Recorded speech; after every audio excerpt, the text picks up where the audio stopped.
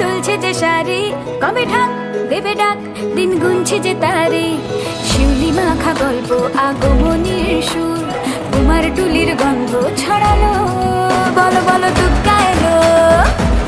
देवी सर्वभूतेषु षष्ठीरूपेण षष्ठीकाल नमस्तस्यै नमस्तस्यै नमस्तस्यै नमो नमः। या देवी सर्वभूतेषु षष्ठीरूपेण संस्थिता नमस्तस्यै नमस्तस्यै।